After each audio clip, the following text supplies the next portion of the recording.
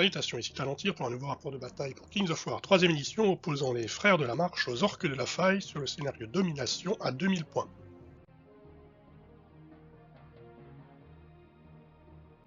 Les listes d'armées. Les Orques de la Faille seront joués par Olivier et les Frères de la Marche par votre serviteur.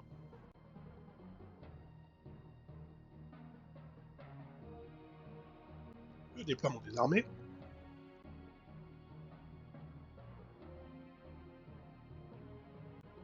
On commence donc du côté des Orques de la Faille avec sur le flanc droit de ces derniers les Hellstrikers, fraîchement peints, les légionnaires réincarnés, chevaucheurs sangliers et un forgeur de faille.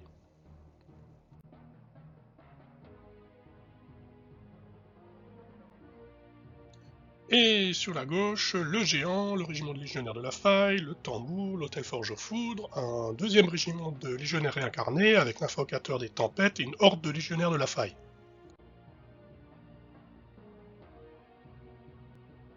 De mon côté, j'ai déployé sur ma gauche les patrouilleurs vilains avec derrière vous la horde de lanciers.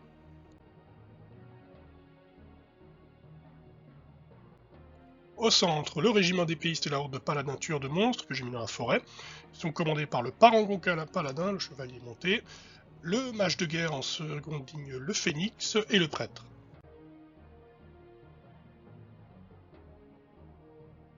Sur l'aile droite, j'ai mis l'essentiel de la cavalerie, les deux unités de chasse abyssale, les patrouilleurs vilains, ainsi que le régiment de pénitents, le tout sous le commandement du haut chapelain Augustus. Je gagne le toss, mais je laisse Olivier commencer, il avance ses orques de la faille prudemment.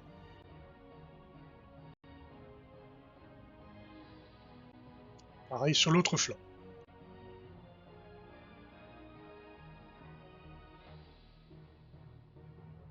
Et au centre, son foutu géant lâche la première, une série très casse-pied de rafales de vent.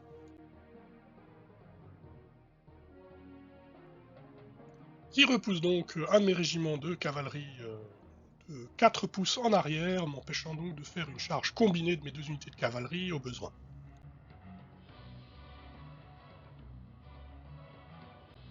L'hôtel Forge-Foudre et l'invocateur des tempêtes lancent éclairs et blizzards sur mes patrouilleurs vilains.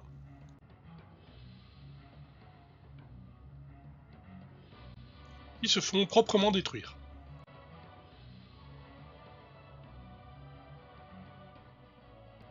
C'est à mon tour, je décide de riposter avec mon mage de guerre, qui incante un sortilège de terre brûlée.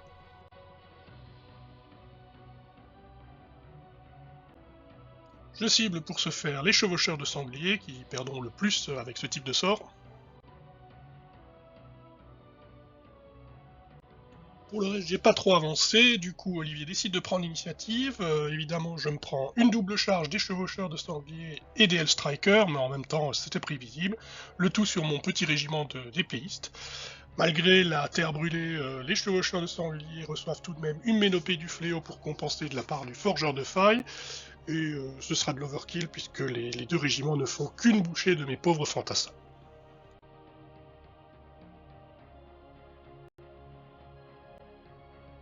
Son géant des tempêtes repousse une fois de plus mes cavaliers hors de portée de charge, et une fois de plus je ne peux pas faire de double charge de ce faisant.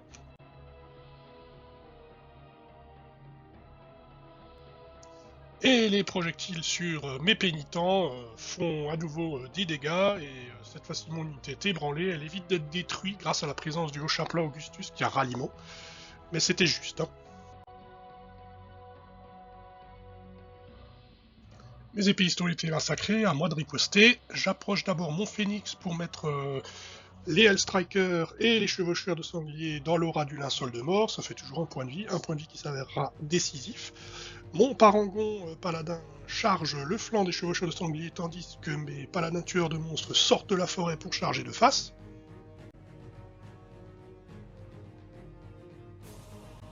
Le résultat est sans appel, les pauvres chevaucheurs de sangliers sont massacrés jusqu'au dernier.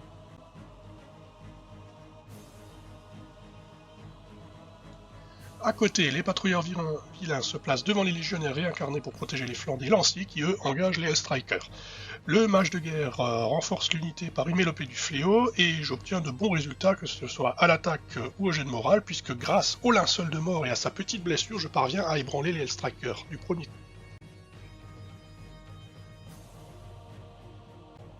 reste de la cavalerie se repositionna en position de charge, autant que possible. Augustus, quant à lui, soigne les pénitents. C'est de nouveau au tour d'Olivier, il envoie son géant et son forgeur de failles charger mes paladins tueurs de monstres. Le géant a également eu un linceul de mort, donc il arrose mon prêtre, la horde de paladins, le parangon paladin et le phénix avec des dégâts. Et donc le résultat des attaques est cependant assez faible, puisque bien insuffisant pour dérouter mes tueurs de monstres.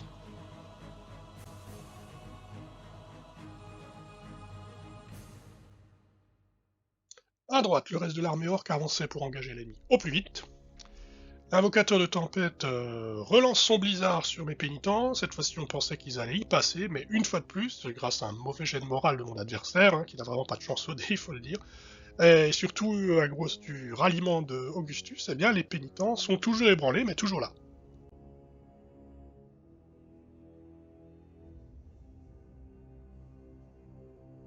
Les patrouilleurs vilains, courageux, se sont sacrifiés et se font tabasser par les légionnaires réincarnés et déroutés.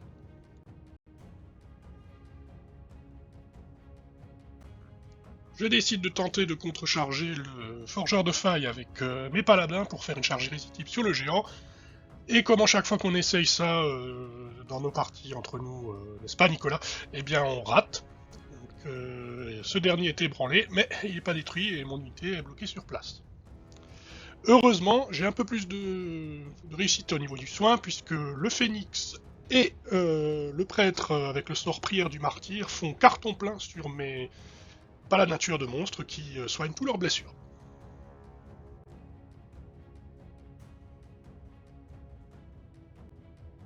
Sur ma droite, Olivier ayant avancé à fond, ma chasse abyssale n'a plus vraiment le choix, il faut charger, et en plus de ça, la proximité des réincarnés empêche de faire une double charge sur l'unité que je veux, je charge donc dispersé, ce qui n'est pas du tout idéal, et mes deux charges rebondissent, puisque je réussis à faire des dégâts tout à fait corrects, mais malheureusement, eh bien, la présence de l'hôtel fait que les deux unités d'orques tiennent le choc.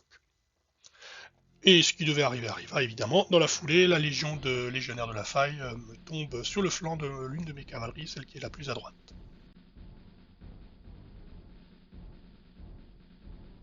J'avais aussi expédié mon parangon paladin pour charger les légionnaires réincarnés, mais j'ai fait qu'un seul dégât et ça ne donnera rien.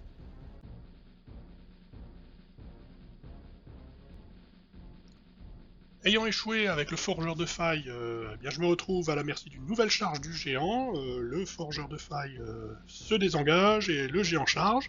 Cette fois-ci, Olivier a un peu plus de chance au dé puisqu'il me met 11 blessures. Heureusement, j'avais tout soigné, je vous rappelle. Ça ne suffit donc pas à faire dérouter mon unité. Heureusement.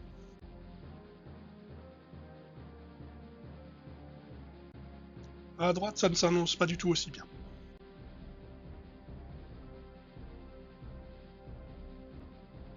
L'hôtel Forge-Foudre réussit à balancer une mélopée du fléau sur chacune des unités en combat, c'est impressionnant.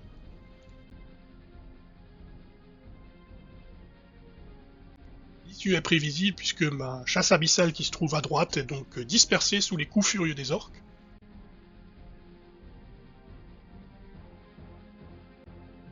L'autre unité est un peu plus chanceuse puisqu'elle ne sera qu'ébranlée, et encore une fois grâce à la présence d'Augustus et de son ralliement. Et comme il a la règle Furie, elle pourra continuer le combat et charger au prochain tour.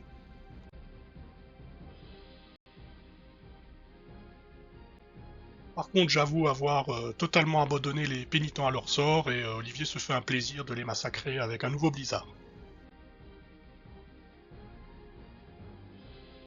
C'est de nouveau à moi, et le barrage de soins se remet en place. Augustus et le Phénix soignent 5 blessures à mes chasses abyssales. Et au centre, mes paladins tueurs de monstres engagent du coup le géant cette fois-ci.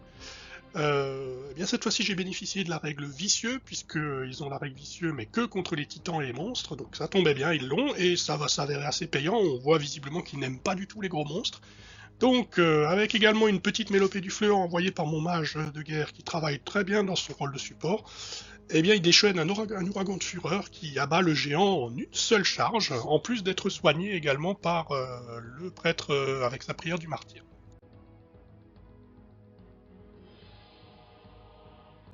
La cavalerie de la chasse abyssale remporte la victoire sur les légionnaires de la faille, du coup, mais je sais très bien que ça ne sera que temporaire. Je pivote pour constater que je vais me faire charger par tous les orques restants.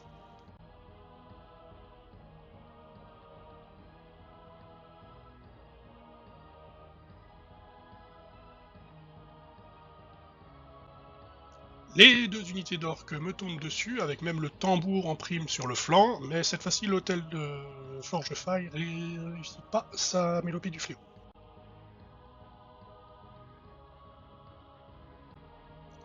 Pendant ce temps, à gauche, on les avait un peu oubliés, mais mes lanciers de la confrérie sont eux aussi très efficaces et ont pas mal de chance. Ils avaient chargé les légionnaires réincarnés et les ont détruits. Donc mon parangon, lui, s'est pris la charge du forgeur de failles et a tenu le choc.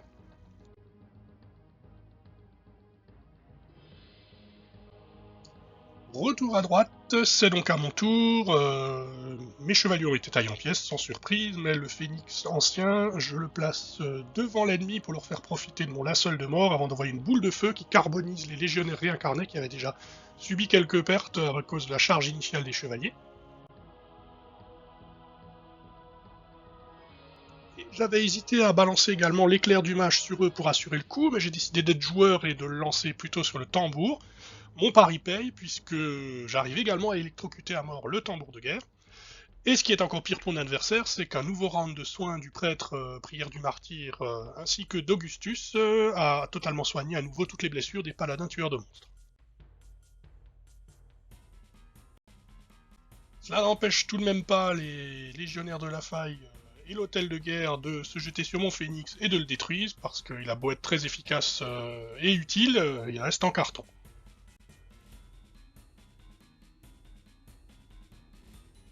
Ayant concédé le premier tour à mon adversaire, j'ai donc le dernier, le tour 6. Je décide donc de tenter la charge contre l'hôtel Forge-Foudre avec mes paladins tueurs de monstres, qui sont toujours très efficaces et qui sont désormais full. Malheureusement, la charge gênée de la forêt mitige un peu les dégâts et je n'arrive pas à le détruire, il s'en sort d'un cheveu.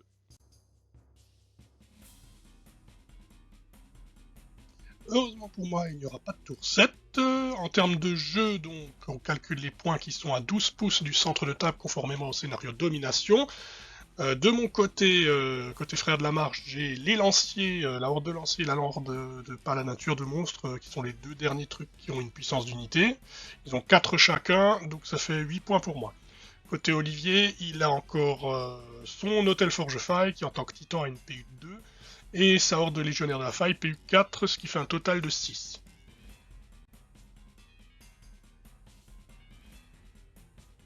C'est donc une victoire des Frères de la Marche 8-6. Un grand merci à Olivier pour sa participation. Une petite partie improvisée bien sympathique, ma foi.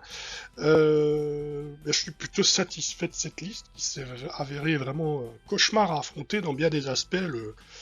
Le niveau des soins est assez élevé, mais surtout combiné à mes excellents jets de dés, même horribles à certains moments, il faut admettre que ça a été une vraie purge pour mon adversaire, puisque il était obligé de one-shotter mes unités, sous peine de les voir se relever limite derrière. Le phénix a été très utile, mon mage de guerre également a été très utile, et le prêtre prière du martyr, qui a terminé avec 11 blessures, je crois, sur la figure, a également très très bien soigné, donc dans l'ensemble la liste a été très efficace.